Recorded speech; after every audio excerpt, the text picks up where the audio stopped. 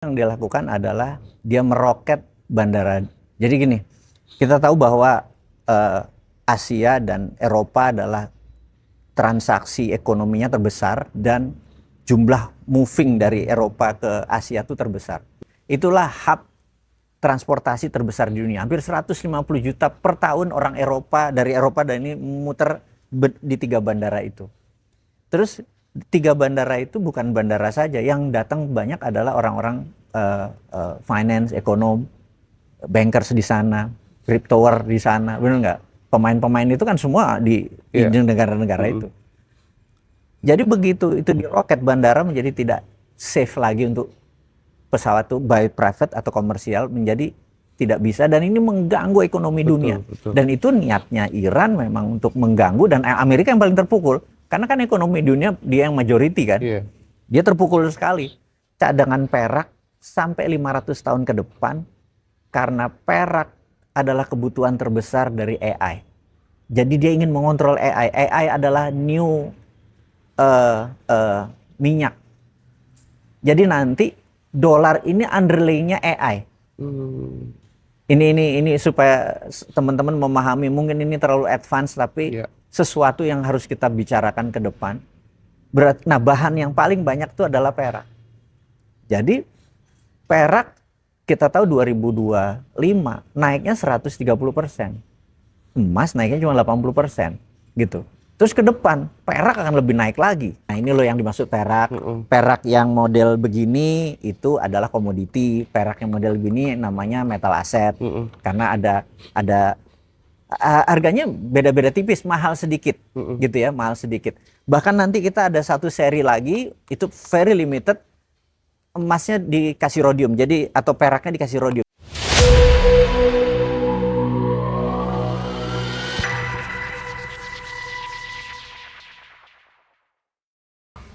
Teman-teman, bersyukur sekali, merasa terhormat sekali bisa diterima Pak Mardigu di bulan Ramadan ini. Terima kasih banyak Pak. Sama-sama. Ngaji Rasul sudah diperkenankan untuk mampir ke Kopi Kreo. Jadi Pak Mardigu ini memang benar-benar pengusaha yang nggak ada matinya teman-teman ya. Dan sekarang lebih memilih menyepi di Jogja. Kenapa Pak? Jadi kayaknya di nasional itu kayaknya sudah harus generasi muda-muda lah, Gen Z, Gen Alpha, saya titip ke mereka. Saya tadinya mau nitip ke milenial, ternyata masih terpengaruh Gen X gitu ya, dan terpengaruh yang senior-senior itu. Jadi kayaknya tempat yang masih tidak terpengaruh itu ya di luar Jakarta. Jadi ya udah deh, daripada macetnya Jakarta yang luar biasa, polusinya Jabodetabek yang luar biasa.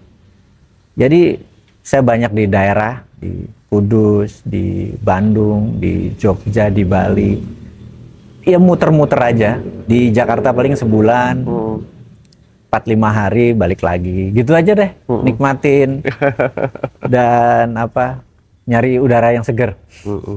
Tapi masih optimis Pak dengan Indonesia Pak? Kita selalu optimis. Kita mencintai Indonesia itu utuh kok. Yang kita nggak optimis adalah pejabatnya nggak mencintai rakyatnya. Iya betul juga ya. Jadi kita mencintai negaranya, nah negara dijalanin pejabatnya, agaknya pejabatnya tidak mencintai negaranya, ya sudahlah. Jadi biarin dulu lah, tunggu masanya kita nanti. Iya ya Pak ya. Masanya bukan kita ya, generasi muda nantilah kita. Generasi Newman ya Pak. Generasi pemikiran baru, gitu kan. Tapi hari ini semuanya pada perhatian tertuju ke perang itu Pak, perang dunia ini kan? Benar, kalimatnya perang dunia. Iya, perang dunia kan, udah jelas-jelas, dan tentu ini kan juga kalau lama dibiarin nggak selesai-selesai, Indonesia juga kena dampaknya ya Pak ya. Apa sebenarnya ini yang terjadi Pak? Siapa yang paling diuntungkan dan apa bahayanya bagi Indonesia? Kita harus melihat dulu kenapa perang ini harus terjadi. Jadi kan ada 2 wilayah yang saya selalu dari dulu bilang bahwa perang di Taiwan itu adalah sebuah kepastian, perang di Iran adalah sebuah kepastian. Itu kan dari dulu saya udah ngomong, cuman saya dibilang halu lah segala macem gitu. kita harus melihat adalah niatnya dulu. Jadi niatnya adalah dua negara yang sangat berkepentingan. Dua negara ini adalah Amerika dan Israel.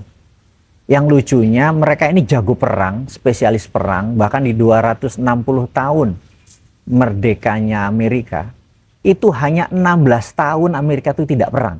Bayangin ya, betapa buajingan ini Amerika gitu loh. Terus, sejak kesalahan Palestina adalah memberikan sebuah bangsa tanah kecil di wilayah Palestina di tahun 49, itu pun dibukain sama Inggris. Dan sejak saat itu nggak pernah 1 tahun pun Israel itu tanpa perang.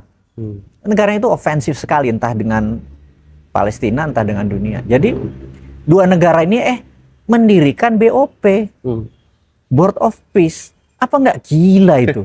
Bener nggak? Yeah. Terus sekarang dia setelah dia mendirikan BOP, dia berperang sama Iran. Ya berarti kan dia sebenarnya bukan mendirikan Board of Peace, tapi Board of War. Ya kan? Ya udahlah, saya pikir Indonesia agaknya harus keluar, Pak. Iya, kita menyarankan bahwa mumpung ini ada pasal untuk kita keluar, yaitu terjadinya perang yang mereka lakukan, ya amit mundurlah gitu ya. Dan ini momen yang bagus. Yang berikutnya itu jadi muasalnya kita harus terusin lagi. Jadi terus Israel ini memang punya, bahkan di logo di sininya tuh ada peta namanya Pax Judaica atau Great Israel. Jadi kan kita tahu ada Britain, ada Great Britain gitu ya. Nah, Great Israel ini wilayahnya adalah mulai dari Semenanjung Sinai di Mesir, Palestina, Yordania, sebagian Arab Saudi, Syria, Lebanon, Irak sampai Sungai Tigris. Jadi akan berbatasan sama Iran.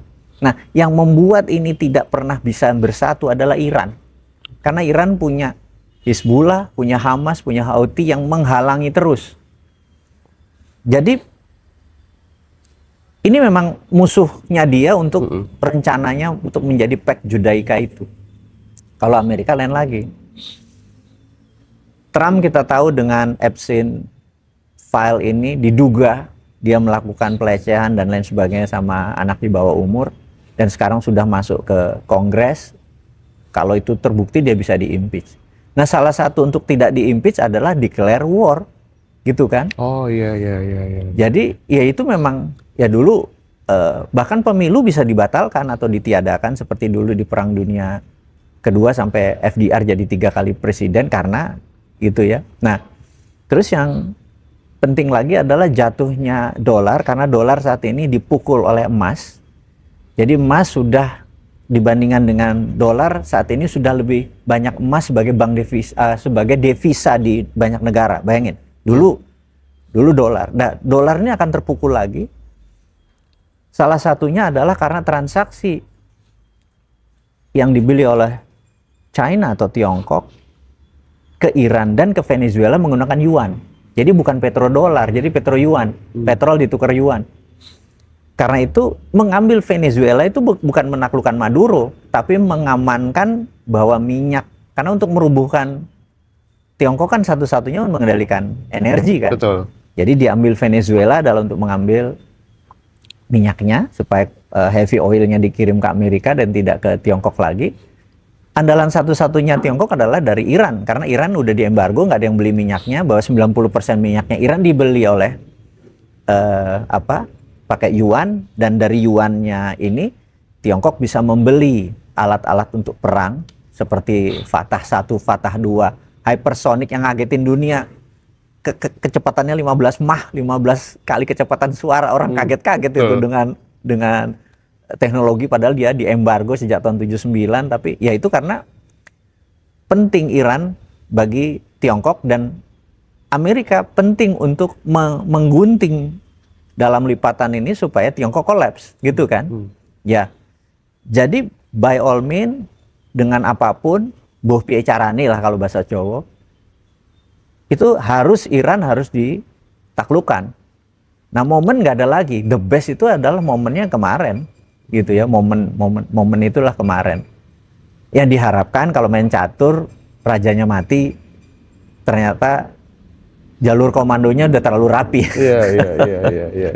Itu jadi blundernya Trump mungkin ya, atau Iya. blundernya Israel. Ternyata if ini maka jalur komandonya sampai 4 kali lipat. Jalur garda revolusi, jalur pemimpin spiritualnya udah terlalu rapi. Dia nggak sesederhana itu. Jadi ya udah. Jadi saya pikir kalau ini perang udah terjadi, Indonesia adalah negara yang tidak pernah prepare. Padahal kita tahu harusnya ada sebuah lembaga di negara, misalnya Wantanas atau Dewan Pertahanan Nasional, apapun itu, National Security Council gitu ya, yang mendesain bahwa if happen gini, maka minyaknya kita dapatnya dari mana? Cadangan minyak kita dari Profesor Bahlil kan, itu kan katanya 20 hari. 20 hari. Ya, gitu. Sekarang udah berarti tinggal 18 hari lagi. Iya. Nah, apa yang terjadi kalau nanti tidak Profesor ada? Bahlil. Apakah dia bilang ada minyaknya dari Amerika? Amerika minyaknya dari mana? Gitu. Pertanyaannya, karena ngirimnya lebih panjang pasti ongkosnya lebih mahal. Iya kan? Ini harga minyak dunia plus harga distribusi gitu ya. Jadi minyaknya bukan langka tapi jadi mahal. Nah, itu kan menambah inflasi gitu ya. Kitanya nggak ready banget, asli nggak ready, padahal itu pasti terjadi gitu ya. Sehingga kita ini negara kayak pemadam kebakaran. Bagi saya adalah pejabatnya nggak ngurusin negara, ngurusin partai, ngurusin teman-temannya mungkin ya. Ini kan bentuk protes gua aja, berarti kan lu nggak ngurusin gua gitu kan kira-kira sebagai rakyat. Gitu kira-kira. Jadi ya udah, kita sesama kita aja, warga dengan warga, komunitas dengan komunitas, kita first thing first dulu. Mungkin salah satunya ya prepare the worst. Ya, apa yang terjadi kalau kan kita tahu perang simetris atau perang sama bentuk adalah tanker ketemu tanker, frigat ketemu frigat, jet fighter ketemu jet fighter, misil ketemu misil, itu perang simetris. Perang simetris mungkin Iran nggak terlalu kuat, tapi punya alternatif lain, perang asimetris, seperti misalnya Belanda kayak gini kita gerilya, Amerika kayak gini Vietnam gerilya. Yang dilakukan perang asimetris itu di Iran lakukan adalah, pertama diancam Selat Hormuz. Ada 250-an tanker yang udah di dalam dan ada 400-an yang akan masuk. Yang ini udah ada isinya, ini belum. Ini nggak bisa jalan. Tapi ya alhamdulillah Iran baik. Tankernya Tiongkok boleh lewat. Oh, khusus Tiongkok ya? Khusus Tiongkok. Ya karena teman yang baik adalah teman di kala duka. Benar nggak? Dia nggak ikut BOP lah Tiongkok ini. Iya. Jadi friend indeed is a friend indeed. Jadi teman yang baik teman di kala duka. Nah, siapa yang di kala duka bela Iran? Ya Tiongkok kan. Ya udah dikasih lewat gitu loh. Jadi Indonesia atau Bahlil mau negosiasi, nggak tahu waktu duka dulu Bahlil nolong Iran apa gitu kira-kira. Tapi ada nggak yang lebih gila yang bisa dilakukan oleh Iran selain menutup Selat Hormuz? Yang kedua yang dilakukan adalah dia meroket bandara. Jadi gini, kita tahu bahwa Asia dan Eropa adalah transaksi ekonominya terbesar dan jumlah moving dari Eropa ke Asia itu terbesar. Asia Barat, Asia Timur, Asia Selatan, Asia Tenggara, bener nggak? Itu atau ini kalau mau ke Eropa terlalu mahal, kalau kapal itu langsung straight ke Amsterdam gitu ya, terlalu mahal. Jadi paling enak adalah dia berhenti dulu di Dubai, di Doha atau di Abu Dhabi, kemudian dari sini dia ganti kapal yang memang muternya cuman dari sini ke Hamburg, dari sini ke Swiss gitu ya, dia muter-muter. Jadi di sini dia tuker gitu, biasanya ada 4-5 jam kita tukeran. Itu ini yang jadi efisien, ini jadi efisien. Karena kan tidak semua orang mau ke London, bener nggak? Dari ini ada bawa 400 orang kan nggak semuanya ke London, tapi kalau di sini dia bisa distribusi. Itulah hub transportasi terbesar di dunia. Hampir 150 juta per tahun orang Eropa, dari Eropa dan ini muter di 3 bandara itu. Terus 3 bandara itu bukan bandara saja, yang datang banyak adalah orang-orang finance, ekonom, bankers di sana, cryptower di sana, benar nggak? Pemain-pemain itu kan semua di negara-negara itu. Jadi begitu itu diroket, bandara menjadi tidak safe lagi untuk pesawat itu baik private atau komersial, menjadi tidak bisa, dan ini mengganggu ekonomi dunia. Betul. Dan itu niatnya Iran memang untuk mengganggu, dan Amerika yang paling terpukul karena kan ekonomi dunia dia yang majority kan. Iya. Dia terpukul sekali. Jadi saat ini yang stranded itu bukan hanya orang yang dari kesana transit nggak bisa keluar, tapi orang dari Bali mau pulang ke Perancis, mau pulang ke negaranya, nggak bisa. Ini pulang lewat mana? Misalnya, atau ke India deh. Dari India dia mau langsung, ya. Dari India dia langsung misalnya. Tetap dia harus lewat no-fly zone-nya Iran kan. Dia lewat mana? Lewat Himalaya muter, lewat ini muter. Ongkosnya jadi terlalu mahal. Jadi negara banyak penerbangan jadi rerouting. Jadi atau yang kita tadi mau ke Eropa, akhirnya kita lewat Amerika, muternya waduh 2 kali ongkosnya, dan itu membuat ekonomi dan bisnis morat-marit. Nah itu strateginya. Jadi dua yang asimetris nih ya. Iran nggak berhenti di situ karena dia tahu benda-benda yang namanya banking, finance itu kan memerlukan jalur komunikasi yang namanya fiber optik.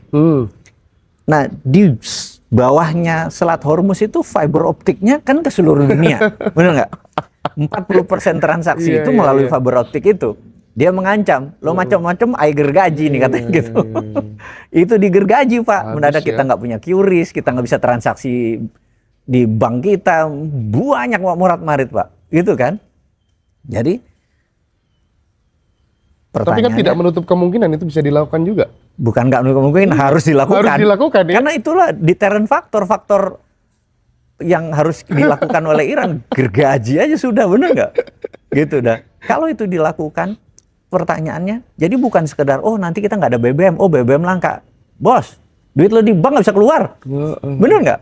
Apa yang terjadi kalau itu, semua itu tahu-tahu, oh nggak mungkin. Kan kita selalu kayak madam bakaran, baru ada apinya, baru kita ini gitu ya. Kita nggak pernah belajar untuk preventif. Kita nggak pernah belajar untuk persiapan entah untuk kesehatan, untuk itu keuangan dan sebagainya. Kita sekarang ngingetin nih di channelnya Ngaji Roso nih, kita ngingetin ya. Saya juga ngingetin bahwa ya di antara uang melalui sistem perbankan ya ada fisiknya lah. Tapi kalau fisik inflasi ya pakai perak kayak pakai emas kayak simpennya gitu kan, nanti bisa menjadi alat tukar. Itu mungkin nanti harus diingatkan teman-teman gitu ya. Jadi gini Pak, kalau misalnya di emas itu kan makin lama udah makin tinggi gitu ya harganya gitu, dan aku tuh pengen mengajak semua komunitas di Ngaji Roso, pengen melihat masa depan silver itu akan seperti apa. Barangkali nanti kita bisa berkolaborasi ya dengan Dinaran Silver itu, teman-teman bisa menjadi semacam kayak agen silver gitu. Dan menurut Pak Mardigo, masa depan silver akan seperti apa? Kita selalu belajar itu lewat fakta sejarah ya, karena sejarah selalu berulang. Kan kita tahu bahwa ada empire yang menguasai dunia. Dari Ray Dalio sudah pasti teman-teman udah tahu bahwa sebelum Amerika berkuasa 80 tahun terakhir, mata uang dunia adalah pound sterling, bukan dolar. Terus ada great country atau great empire adalah USSR atau Soviet Union yang bubar. Sebelum itu Inggris selama sekian tahun juga bubar. Sebelum Inggris adalah Belanda. Sebelum Belanda adalah Spanyol. Spanyol menjadi empire dunia karena waktu dulu dia mengendalikan perak. Dia menguasai perak dari Amerika Latin. Gitu. Nah, di 1823, James Monroe, Presiden Amerika itu membuat namanya Doktrin Monroe, bahwa di sisi barat Amerika atau Western Hemisphere Amerika, itu tidak boleh ada Eropa lagi di sini. Sisi barat itu mulai dari Greenland sampai Antartika di bawah, sampai Peru dan Argentina di bawah. Nah, sewaktu Amerika mau mengambil Greenland, Venezuela, sebentar lagi Kuba, jadi setelah Iran ini dia ke Kuba, itu dia akan mengambil seluruh wilayah itu karena wilayah itu dia ingin mensecure cadangan perak sampai 500 tahun ke depan, karena perak adalah kebutuhan terbesar dari AI. Jadi dia ingin mengontrol AI. AI adalah new minyak. Jadi nanti dolar ini underlying-nya AI. Ini supaya teman-teman memahami, mungkin ini terlalu advance tapi sesuatu yang harus kita bicarakan ke depan. Nah, bahan yang paling banyak itu adalah perak. Jadi perak kita tahu 2025 naiknya 130%. Emas naiknya cuma 80% gitu. Terus ke depan perak akan lebih naik lagi gitu. Kenapa lebih naik? Karena saya lupa, Tiongkok itu sudah mengharamkan atau melarang transaksi perak. Betul. Di dalam negerinya, jadi semua diatur negara. Jadi semua perak milik negara dan diatur negara, nggak boleh transaksi di luar. Berarti kelangkaan terhadap perak makin banyak. Karena itu kita merasa perak ini kan masih adiknya emas kan. Iya. Jadi misalnya ini for the sake of discussion aja bahwa 10 gram perak tuh 1 gram emas misalnya kayak gitu ya, ini for the sake of discussion. Nah, ini karena demand-nya tinggi, perak ini akan jauh lebih cepat. Jadi kalau kita ngumpulin emas perlu 3 juta, 20 juta mungkin nanti untuk ini. Perak aja dikumpulin dulu peraknya karena kebutuhannya ini selain dia lebih tinggi, nanti sekian gram perak juga bisa ditukar emas gitu ya kalau itu. Jadi nabung di perak jauh lebih gampang gitu. Nah, aku pikir dengan inspirasi seperti begitu, roadmap Dinaran memang dari awal, Dinaran adalah precious metal asset. Jadi memang kita dari awal sudah mendesain Dinaran ini punya Dinaran emas terhadap rupiah, punya Dinaran perak terhadap rupiah. Sebentar lagi di Mei kita keluarin copper atau tembaga. Semuanya 4 kali. Jadi 999 gitu. Terus abis itu mungkin tahun depan kita main di platinum. Jadi precious metal ini akan menjadi andalan kita masing-masing. Anggap diri kita, sahabat-sahabat semua, anggap Anda adalah, kita ada sebuah negara yang namanya Swiss.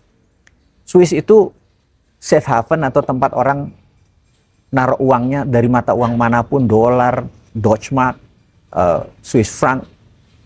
Itu punya underlying metal asset. Namanya apa? Swiss Bank Metal Asset. Swiss Bank ini mengumpulkan dari zaman dulu platinum, emas. Ini bicara abad 18, abad 19 ngumpulin. Sehingga waktu mereka naruh uangnya di sana ada underlayingnya. Saat ini mereka pengumpul terbesar di dunia banknya, sehingga menjadi trust, menjadi dipercaya. Nah, kita juga sama. Rupiah kita pasti inflasi. Ya kita nabung aja benda-benda ini, kita tabungin aja. Ini emas, perak, segala macam ditabungin. Jadi kita jadi punya pribadi, punya Swiss Metal Bank pribadi. Iya. Punya Ngaji Rosok. Kalau perlu punya yayasan Ngaji Rosok punya. Nanti Bu Anu punya, Pak Anu punya. Memang kita harus di-encourage. Mungkin ini baru wake up call. Ngaji Rosok dari dulu sudah mempromosikan. Tapi kan kesadaran orang tuh tunggu kejedot dulu. Betul. Bener nggak? Baru, oh iya ya gue harus begini. Tapi harga sekarang udah berapa? Oh iya, hampir 1 juta ini. Ngaji Rosok mulainya dulu baru 30.000, Pak. Iya kan? Kalau 10 gram 300.000. Iya kan? Makanya. Kan udah naik sekian persen ya, tapi nggak apa-apa lah. Apakah ini tertinggi? Enggak. Nggak ada ujungnya. Sky is the limit. Limitnya langit gitu. Jadi ini opportunity ya untuk kita sebagian portfolio kita disimpan di silver. Nah, Dinaran silver ada sedikit beda karena kita tahu ada komoditi. Jadi kalau komoditi itu ya benar-benar silver di refine, dimurnikan, terbanyak 99 ini 3 kali. Kalaupun 999.5 gitu ya, itu tetap 93 kali. Kalau 94 kali, prosesnya memang rumit sekali karena membuang semua impurities gitu ya. Jadi kita mau menunjukkan makomnya ceritanya nih. Kan kita harus punya diferensiasi. Kita pakai 94 kali. Kemudian ada satu lagi. Kita membeli laser print itu supaya bisa detail sekali. Kita bisa show off supaya silver kita bukan hanya sekedar silver, tapi ada nilai apa ya istilahnya ya. Karena dicetak terbatas, jadi Misalnya seri pertama ini namanya Bunga Wijaya Kusuma. Itu ada filosofinya. Nah, Wijaya Kusuma ini disebut bunga kehidupan.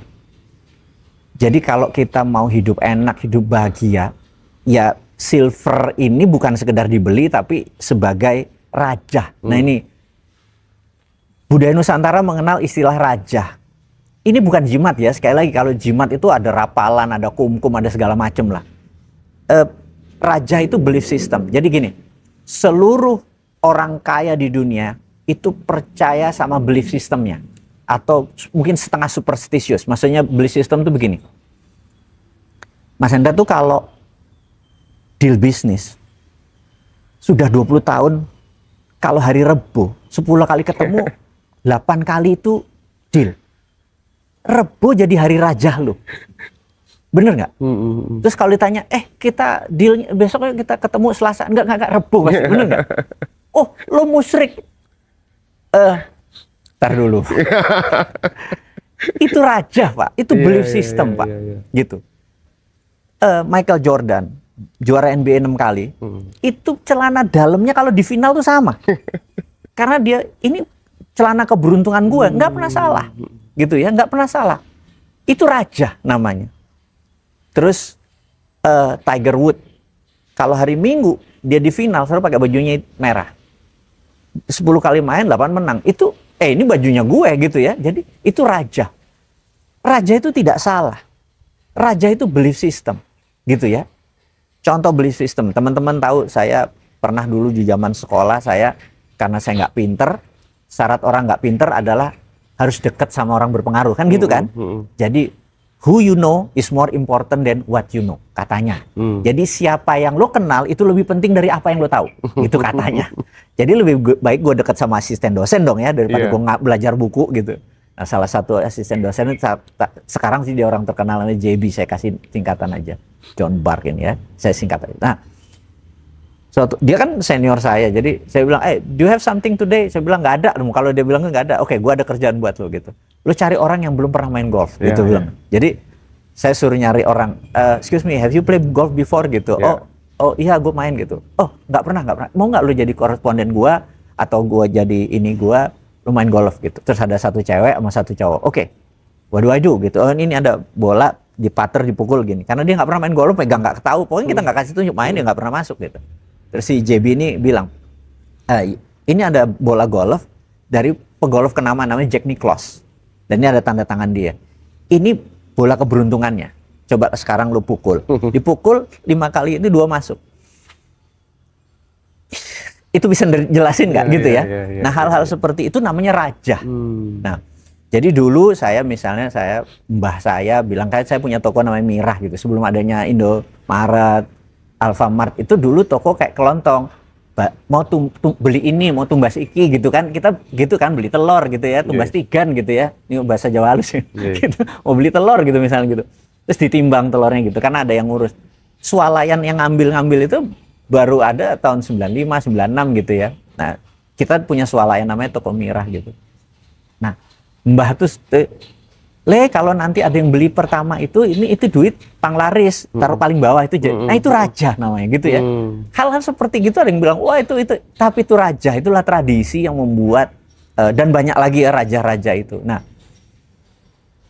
terus kalau kita kebelet pipis lah, pegang batu, itu raja. Saya mau menceritakan 2 raja. Nah,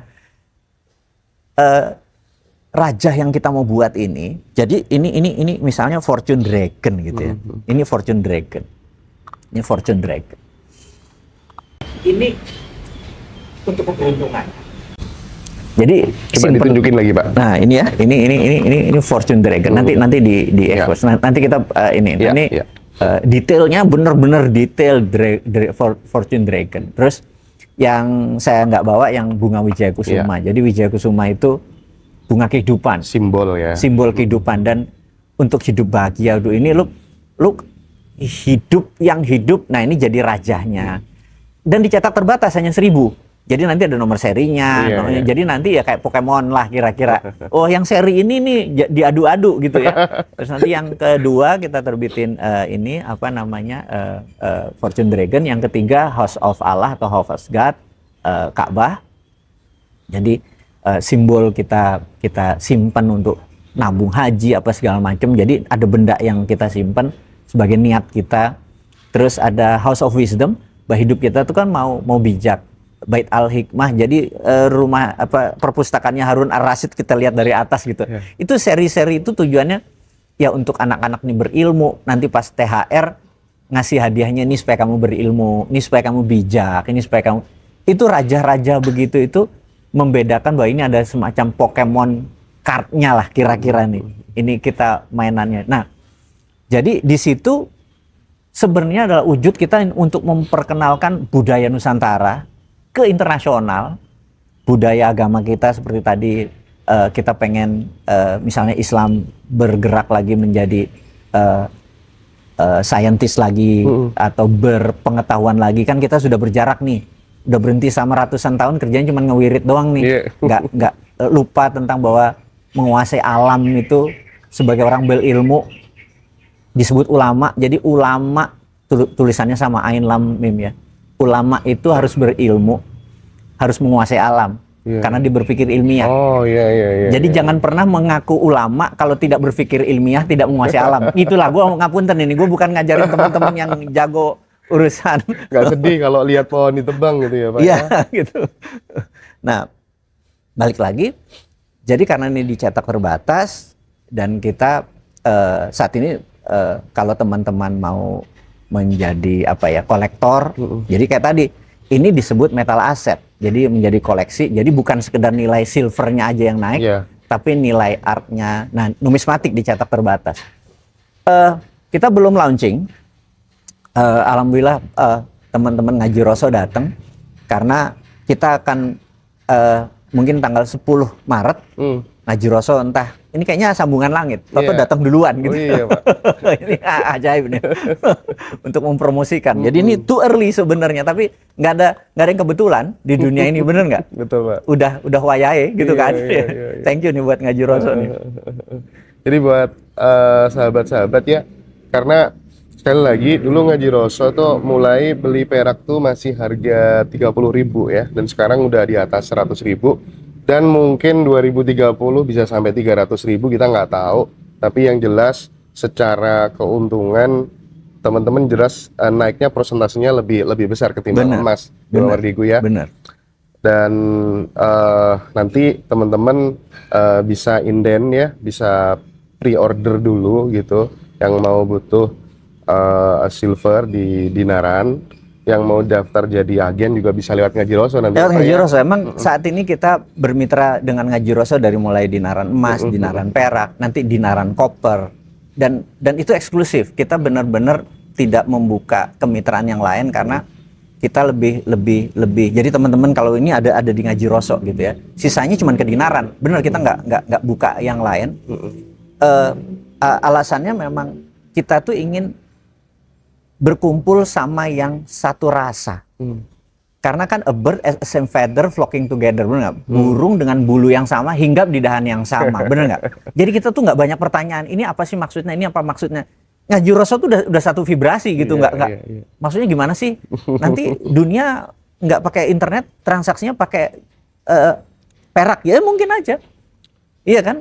Hal itu karena di akhir zaman hadisnya ada kok.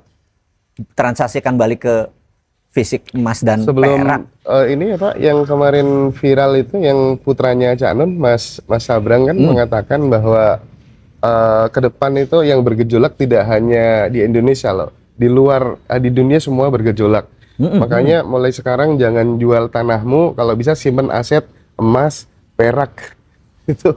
Iya. Sekarang Pak Mardigu ngomong begini lagi. Sama kan istilahnya, ya itu memang kita satu vibrasi, kita geng Maiyahan juga. Kita doakan mudah-mudahan Simbah lekas sembuh ya Pak ya. Iya, amin. Aduh. Ya. Beliau keren ya Pak ya. Kita perlu pemikiran beliau. Beliaulah yang pertama kali mungkin membreak through cara berpikir untuk ke depan, untuk merawat pluralisme. Iya, dan dia mungkin yang mistis-mistis yang ditebas oleh dia, karena dia logik kan. Betul. Pengajaran logik, common sense, akal sehat gitu segala macam. Jadi kita perlulah tokoh-tokoh seperti itu, kita rindukan banget gitu ya.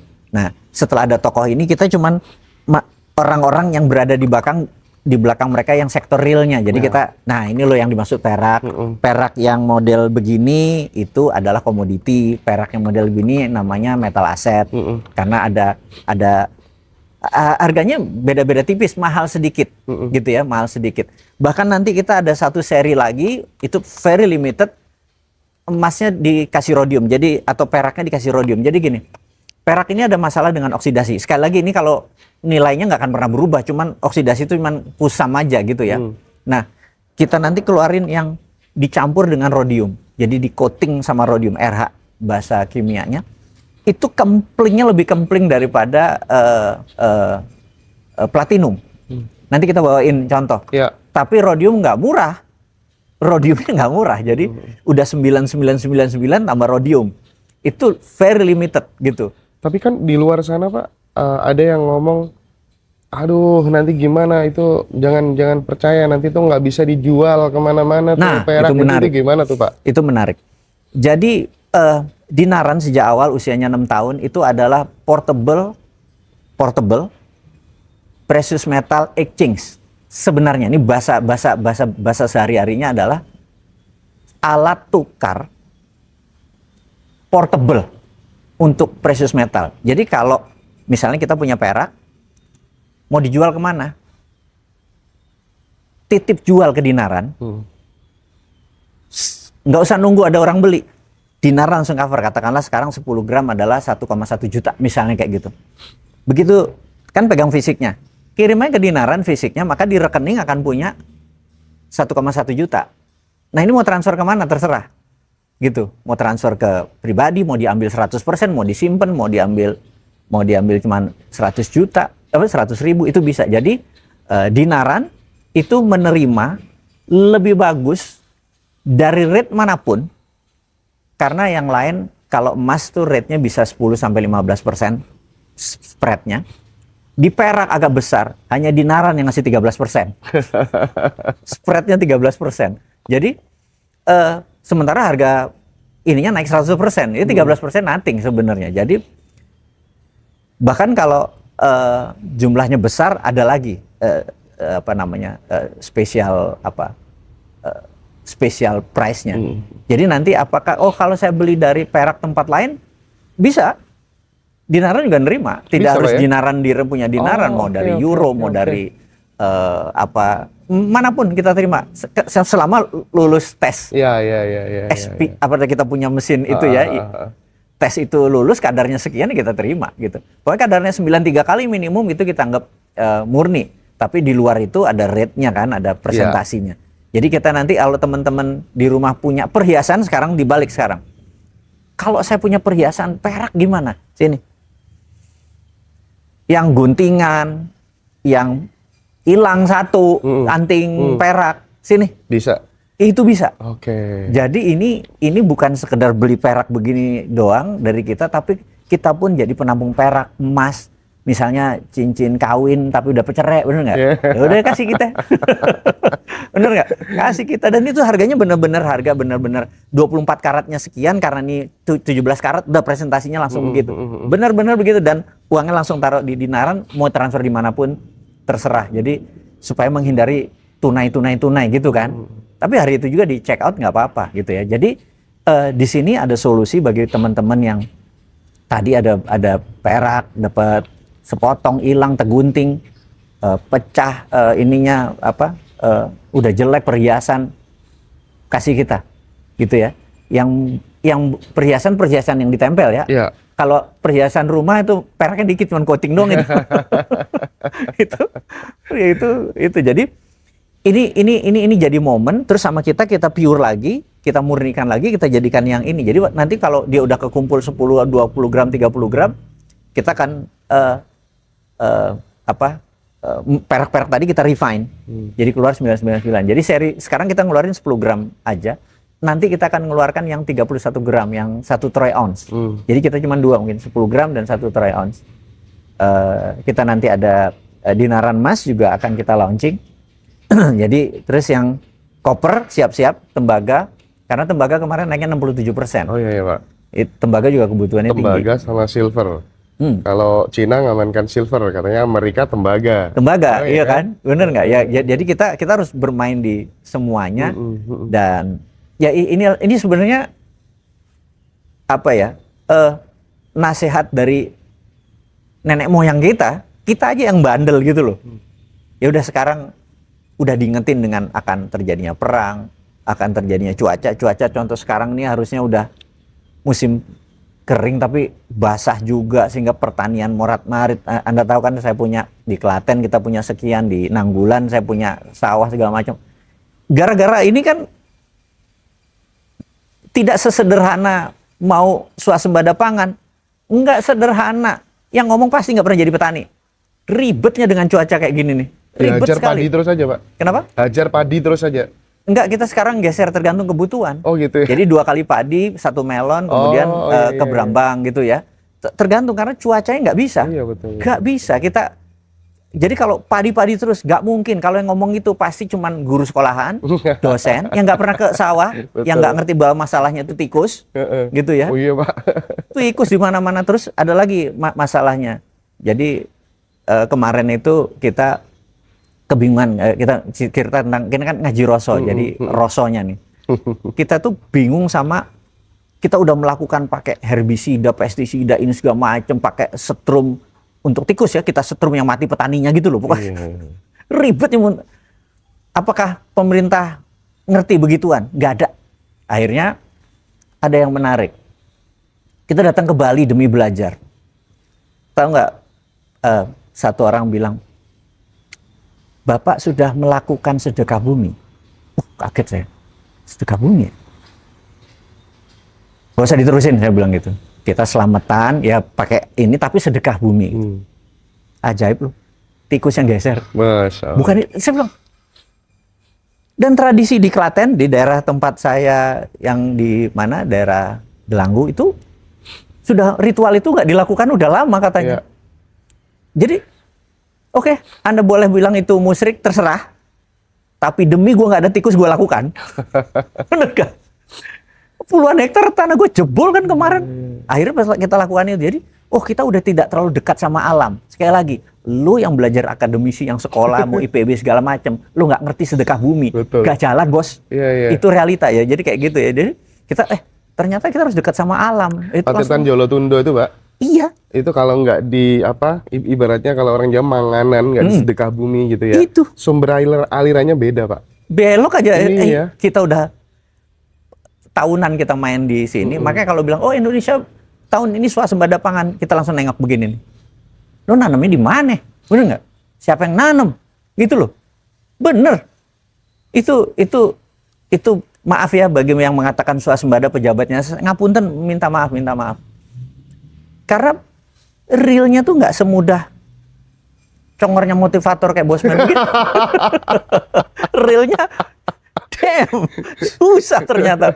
Kita tapi ya kita nggak menyerah karena dari puluhan kita punya resto, kita daripada bergantung pada beras orang lain, kita bergantung pada beras sendiri kan gitu kan. Kita ya inilah, ya itu kita mau swasembada sendirilah. Tujuan sebenarnya bukan apa-apa. Kita ingin low. Jadi kita jual minuman cuma 8.500. Nggak mungkin kita jual puluhan ribu, itu kemahalan. Jadi kita punya 40 hektar kebun kopi, jadi kopinya dari kopi kita sendiri, beras dari kita sendiri, unagi dari sendiri, semua dari sendiri. Jadi ya supaya harga kita tekan gitu. Pabrik mie-nya kita punya sendiri. Jadi demi orang bisa makan. Daripada 15.000 dikasihnya karbo. Iya. Mendingan lo makan tempat gua. 13.000 dapat cakalang. Iya. Gitu. Bukan ngeledek ya, bukan ngeledek. Iya. MBG bener, niatnya bener. Gua dukung 1000%, niatnya bener, termulia. Gitu. Nggak berani gua ngelawan. Tapi bisa jadi ganjalan ya Pak ya, 2029 kalau nggak diberesin ya. Benar. Kasihan, karena presiden kita kan niatnya bagus. Tapi dia niatnya bagus sebenarnya beliau itu ya. Niatnya bagus, tapi ya mengerjakan sesuatu yang baru ini kan nggak mudah. Apalagi yang mengerjakan bukan pebisnis. Kan Iya. Iya kan, mindsetnya kan harus bisnis, gimana Betul, efisien, betul. gimana distribusi. Misalnya saya nih, jadi orang nomor 1 MBG. Nomor 1 yang saya nggak buat adalah dapur. Kenapa? Kenapa mesti buat dapur? Gini, restoran Padang, jadi warung Padang, warung Madura, warung Tegal, bener nggak? Warung Sunda, warung Jawa, jutaan jumlahnya. Sudah menyediakan ratusan bahkan miliaran piring. Nggak ada satupun yang keracunan. Masa, oh iya. Bener nggak? Iya. Ya mendingan hari ini vouchernya ke sini, hari ini vouchernya ke sini, hari ini vouchernya ke sini, didistribusin aja. Dan kita hitung hari ini makannya harus begini ya, kita cek. Ngapain punya apa? Bener nggak? Iya tuh, bener banget tuh. Apa? Habis-habisin anggaran bikin dapur, segala macem. Ya itu habis nggak karuan ke sana gitu. Sama seperti Koperasi Merah Putih. Gua tahu cita-citanya mulia. Pertanyaan saya, oh Indomaret tutup aja Alfamart. Iya, gua ngerti. Paham. Pertanyaan gue, isi koperasi nanti apa? Kalau isinya Indomie juga, Samsu juga. Bener nggak? Iya kan? Isinya Unilever juga. Ya sama aja itu mah. Oligar juga yang tajir, bener nggak? Lu pindah aja itunya. Gitu. Nah, harusnya jangan dibangun koperasi. Maaf kalau bukan nih. Ingat, transaksi terbanyak itu adalah pasar tradisional. Harusnya memperbaiki pasar. Jangan bangun itu, pasar yang dibangun. Gitu. Jadi pasar yang ada dibangun. Jadi orang jualan sayur itu kan nggak bisa 24 jam, udah layu.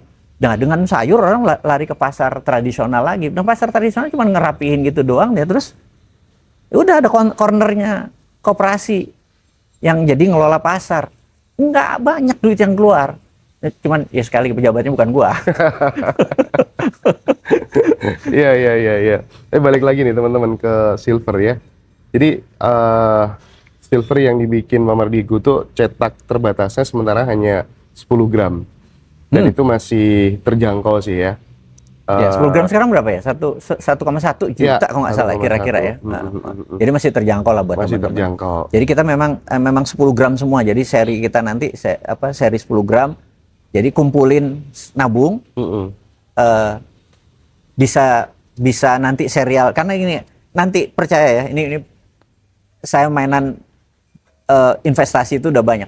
Nanti yang dapat nomor misalnya nomor 7, nomor single, terus gue dapatnya 723, gue dong nomor 9 gitu ya. Itu tuh rebutan nomor besar itu dibeli karena gue beli dong. Serial itu karena kita udah pakai database.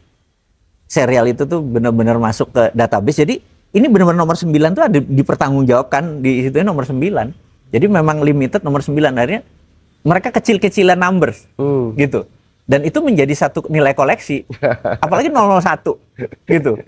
Nah, jadi kalau bagi teman-teman yang untuk Fortune Dragon, ini bisa Silver War nih. bukan perang di Teluk nih. Ini perang silver nih kita. Rebut-rebutan 001 nih. Benar. Iya. Benar. Tapi Pak, menariknya aku sekarang pengen masuk ke pengen ngasih ilmu penting nih buat teman-teman ngaji Rasul, mumpung lagi ketemu Mamardigo nih. Udah minumen ya. Sekarang Kopi Kreo. Mungkin sebentar lagi Kopi Kreo ini akan bikin banyak cabang di kota-kota besar kan, dan ramai terus dan murah sekali kan. Tempatnya asik, ada live musik dan lain sebagainya gitu ya. Terus kemudian sekarang ada dinaran, ada emas, ada perak, segala macam gitu. Nggak ada matinya gitu. Gimana caranya menyadarkan banyak orang bahwa kita itu sebenarnya punya potensi yang sangat luar biasa, tapi kita tidak pernah melakukan inward looking gitu. Kita nggak pernah memaksa kita belum sadar bahwa kita adalah entitas yang tak terbatas. Itu gimana Pak? Kita itu kalau punya prosperity conscious, punya kesadaran kaya, melihat daun jatuh aja duit. Gitu. Lihat Bahlil ngomong aja duit gitu. Melihat Prabowo joget aja duit gitu loh. Itu memang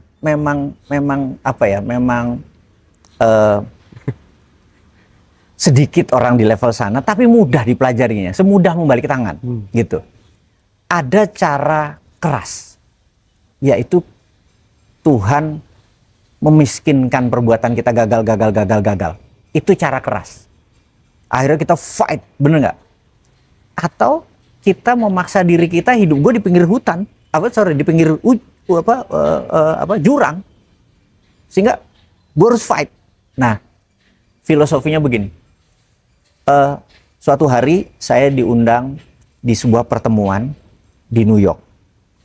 Pertemuan ini asuransi orang-orang yang memperoleh seluruh dunia. Jadi bukan satu lembaga asuransi, seluruh dunia di New York. Itu acara 3 tahunan. Jadi di depan tuh mereka yang komisinya $5 juta. Jadi bukan omsetnya, komisinya $5 juta di depan.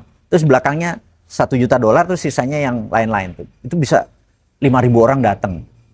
Terus mereka ini bicara 1, 2, 3. Yang 5 juta ini begitu mereka bicara, kita langsung bilang pantas dia sukses. Karena begitu dia bicara tuh move. Kita tergerak gitu. Nah, saya karena baru datang, saya tanya orang sebelah saya, lu pernah kesini sebelumnya? Oh iya. Mana orang paling bagus ngomong dia? Gitu. Kalau dia ngomong lu denger deh, gitu. Nah, pas saya lihat besok, jadi saya keluar aja gitu kan, saya bukan orang asuransi gitu. Besok dia tuh jam 9:30. Jam 9 saya datang, disampingin lagi. Dia udah bicara belum? Nggak lama nama dia disebut. Berdiri dia. Dia ngomong kira-kira 7 menit. Gila, orang berdiri standing ovation. Wah, gila, yang ngomong jago bener gitu. Pantas jualan jago. Terus dikasih 3 pertanyaan, pada nanya, wah semua orang nanya gitu. Terus ada 1 orang, 2 orang nanya, dijawab. Jawabannya bener-bener menggugah gitu. Terus ada 1 orang ngotot, gue mau nanya gitu, ngotot banget, tapi udah habis waktunya. Terus saking ngototnya orang tuh bilang, iya udah ngomong gitu. Dia nanya, sir, gue mau nanya, kenapa asal orang ngomong, lu maju ke depan? Padahal suaranya kedengeran keras kok dari manapun. Terus muka orang tuh berubah. Anda tahu, kalau orang in control, dia merubah wajahnya, itu satu ruangan, diam loh. 5.000 orang, kita juga merasa kayak, oke. Ngerti nggak maksudnya? Itu Anda bisa terasa kalau orang punya wibawa tuh, dia diam gitu aja, terus dia mukanya nggak suka tuh, gitu loh. Diam semua. Dan orang tuh jadi awkward, jadi kikuk, kayak sorry, gue nggak mau buat gini. Terus dia lihat mukanya, terus dia tenangin mukanya, terus dia bilang, kalau dia dari jauh, gue nggak bisa ngerti dia ngomong apa karena gue totally deaf. Jadi dia ke depan supaya bisa baca bibir. Baru kita, dia ini tuli toh. Wow. Tapi bisa $5 juta. Terus dia bilang, gue cuma mau kasih tahu. Gue adalah seorang suami dengan 3 anak, 1 istri. Gue orang normal seperti lo. Suatu hari, gue bangun tadi tidur siang hari Minggu. Gue gak bisa denger, total deaf. Gue meraung-raung, protes sama Tuhan selama 3 bulan. Tapi nasib gue gak berubah. Akhirnya gue belajar baca bibir. Dan sejak saat itu gue gak pernah perfect lewat telepon. Gue gak bisa, gue gak ketemu orang yang gue baca bibirnya. Dia bilang, gue titip sama lo semua. Jangan sampai Tuhan intervensi hidup lo baru fight seperti gue.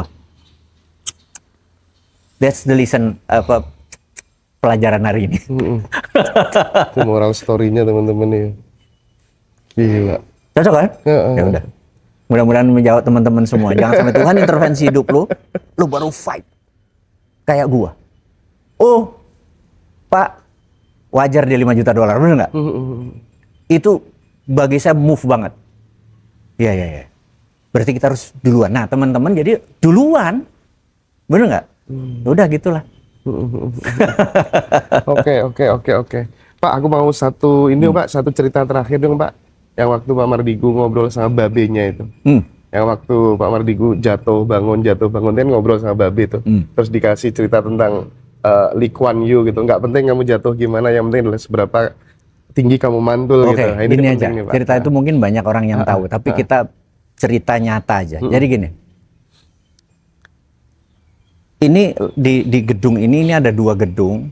Nanti mungkin tolong di shoot sebentar. Ini yang di sini adalah bekas kantor, di sebelah itu bekas bengkel. Gitu. Sewaktu saya memutuskan untuk membangun ini, saya nggak tahu membangun apa. Jadi bayangin jam 11 malam saya sendirian, jam 12 saya diem 1 jam, Terus saya nggak nemuin apa-apa. Ini mau bangun apa sih ini? Nggak tahu saya mau bangun apa gitu. Terus pas suatu hari saya ke kakak saya, kakak sepupu ya, saya datang ke sana. Terus istrinya Mbak Ayuku nanya, kowe lagi bangun apa? Aku lagi bangun itu, tapi aku nggak tahu Mbak ini bangun apa. Terus pertanyaan dia, kamu sudah ngomong sama bangunannya sama tanahnya mau jadi apa? Belum, Pak. Ya ngomong. Dek, gue langsung. Jadi ada hal yang saya pikir hati itu harus ngobrol. Udah saya tanya sama ini, saya tanya sama ini, saya tanya sama ini. Nanya itu ya nanya dalam hati sendiri, bukan ngobrol gitu, nanya. Terus ya ada kretek di situ. Oh, dia mau tempatnya ramai. Ramai itu kayak apa? Ramai itu kayak apa gitu. Ramai itu banyak orang yang perlu healing, perlu gini. Udah kayak singelong deh, tempat kayak karaoke kan cuma 5-6 orang. Gimana kalau singelongnya 300 orang gitu? Oh gitu tempatnya. Dia mau rame karena kemarin tuh sepi. Ini buat manfaat tapi harganya murah gitu segala macam. Oke. Terus apa ya? Oh, berarti harus ada tempat singelongnya nih, tempat karaoke bersamanya, itu contohnya. Jadi, nah, balik lagi ke kalau itu berhubungan dengan bapak angkat saya itu yang saya sebut Babe itu. Jadi kita diingatkan bahwa Singapura sewaktu merdeka tahun 65, Singapura tuh nggak punya apa-apa. Yeah. Dia talak 3 sama Malaysia. Malaysia punya GDP waktu tahun 65 itu $500 per kapita. Singapura itu cuma 300, penduduknya 2 juta. Ini punya 10 juta, ini punya tambang timah, punya karet, punya pelabuhan. Ini listrik nggak punya, semua nggak punya. Listrik nggak punya, pertanian nggak punya, polisi nggak punya, militer nggak punya. Bayangin, tahun 65. Lee Kuan Yew bingung. Nggak punya apa-apa. Terus orangnya masih ngeludah kemana, ininya digulung. Rasnya kan ada ras Tionghoa, ada ras India, Tamil, ada Melayu, ada China, ya segala macam ras digabung kan nggak punya. Dia mikir kami nggak punya aset. Maka yang dia punya bukan hardware, pasti software kan. Software yang paling kuat adalah attitude. Attitude itu gimana ngerubah attitude? Tahu nggak? Dia kirim kayak pegawai negerinya, dia motoin Swiss tuh kayak gini, London tuh kayak gini difotoin. Terus dia datang ke rumah-rumah, nanti Singapura kayak gini loh. Nanti Singapura kayak gini loh. Nanti Singapura kayak gini loh. Itu tapi lu jangan ngeludah sembarangan ya. Lu rajin belajar ya. Lu komunikasi bahasa Inggris ya. Bahasa Inggris menjadi bahasa pendidikan dan bahasa ekonomi ya. Kita kan ini susah. Itu disamain. Nanti kita kayak gini gitu. Disamain. Jadi kolektif beliefnya disamain gitu. Nah, terus dia katanya yes we can gitu. Nah, di tahun baru 1996 semua impian yang di situ tercapai. Berapa tahun kemudian? 30 tahun kemudian. Itu di acara tahun baru itu saya nggak ikut, tapi Babe ikut. Dia cerita katanya semua orang sama-sama di 1, 2, 3 countdown itu, des 1, full 9 itu, tahu nggak dia teriak apa satu Singapura? Yes we arrive. Yes we arrive. Kita udah nyampe gitu. Nah, jadi kalau collective belief itu tercapai, ya Indonesia bisa merubah segalanya, bener nggak? Tapi mungkin Indonesia terlalu besar. Ya udah, komunitas ngaji Roso, bener nggak? Kita bangun bersama. Yes we can. Kita mau bangun apa nih? Kita punya collective belief bersama-sama, bener nggak? Itu aja kita bangun. Iya, Pak. Jadi mudah-mudahan satu rasa nih kita jadi ke depannya. Sip ya. Oke ya teman-teman, nanti yang mau jadi agen silver, mau beli silver, mau jadi agen, silakan nanti hubungi admin Ngaji Roso seperti biasa ya, yang live di TikTok, yang live di YouTube. Nanti termasuk yang mau nabung di dinaran ya, nabung emas, atau kemudian mau beli silver fisik karena eranya udah era perang dunia gitu ya. Seperti pesan para tokoh-tokoh termasuk Gusman juga, silakan nanti bisa hubungi kami. Pak Mardigu, terima kasih banyak ya, senang sekali bisa diterima ya. Amin. Sehat terus ya Pak ya. Amin, sehat selalu.